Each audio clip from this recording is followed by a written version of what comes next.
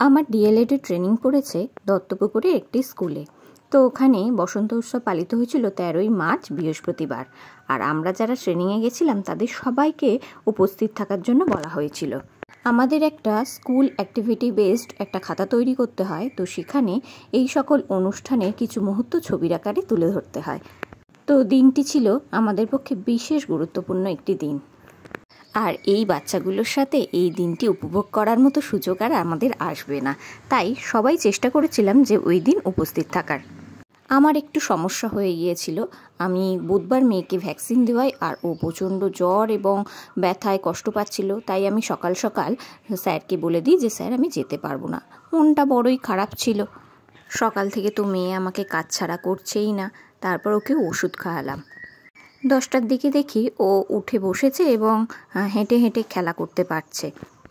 কিন্তু আমার যাওয়ার সময়টা তো শেষ হয়ে গিয়েছে, কারণ আমি 9:30টার ট্রেন ধরি। মনটা এতটাই খারাপ লাগছিল, তাই বোন বলল তুই গোটা লোকালে চলে যা। তখন বাজে 11:15। সেই মুহূর্তে তাড়াতাড়ি মেয়েকে চান টান করিয়ে ওকে সম্পূর্ণ রেডি করে আমি রেডি হয়ে বেরিয়ে পড়ি।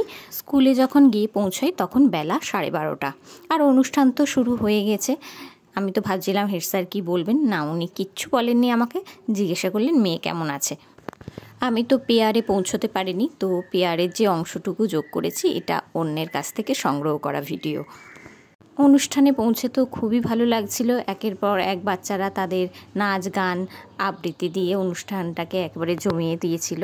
অবশেষে হেড স্যার আমাকে বললেন আপনি কিছু পারফরমেন্স করুন। তো আমার তো কোনো প্রিপারেশন ছিল না, তো আমি একটা কবিতা পাঠ করলাম। তারই কিছু অংশ এখানে তুলে ধরার চেষ্টা করেছি যতটা হয়। তবে মাইকে আমার বলতে একটু অসুবিধা হয়, আর মাইকটাও খুব ডিস্টার্ব করছিল, মাঝে মাঝে শোনা যাচ্ছিল না। অবশেষে আমি ওটাকে রেখে খালি গলায় আবৃত্তিটা করি। কিন্তু বাচ্চাদের যা চিৎকার চেঁচামেচি, ওরা তো কি আর আবৃত্তি শোনার জন্য বসে আছে? ওরা তো ওদের খেলাতেই ব্যস্ত। তবু আমি যতটা সম্ভব আমার সবটুকু দিয়ে চেষ্টা করি। ওখানে আমি প্রায় 1 ঘন্টা মতো সময় কাটিয়েছি, তবে এই সময়টা আমার জীবনে একটা স্মৃতি হয়ে থেকে যাবে। অনুষ্ঠান শেষ হতে না হতেই শুরু হয় আমাদের রং খেলা। তো স্যারেরা আর যে সকল গার্জেনরা এসেছিল সকলে মিলে আমরা রং খেলি।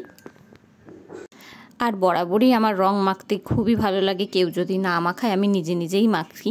তো এখানে দেখাই যাচ্ছে যে এরা আমাকে পুরো মাখিয়ে ভূত করছে। আমার কোনো আপত্তি নেই, যে যেভাবে রং দিক আমি মাখতে রাজি আছি। কিন্তু রংটা এমনভাবেই দেওয়া হয়েছিল যে কিছুটা রং আমার চোখে মুখে ঢুকে যাচ্ছিল। তাই আমারই এক বান্ধবী যে ট্রেনিংয়ে গেছে আমার সাথেই, সে আমাকে এই যে ওর রুমাল দিয়ে পরিষ্কার করে দিচ্ছে। আর আমি কিছুই নিয়ে যাইনি যে মুখটা একটু পরিষ্কার, তখন তো মাথায় ছিল না যে কিছু নিয়ে যাই বা কিছু। যাক, আমাদের দিনটা খুব ভালো কেটেছে। অবশেষে বাড়ি ফেরার পালা। এই যে দেখা যাচ্ছে যে রংমং ওঠেনি, কোনো রকমে মুখটা পরিষ্কার করে বাড়ি ফিরে এসে দেখি মেয়ের মানির সাথে ঘুমোচ্ছে। তোমাদের ভিডিওটা কেমন লাগলো জানিও কমেন্টে।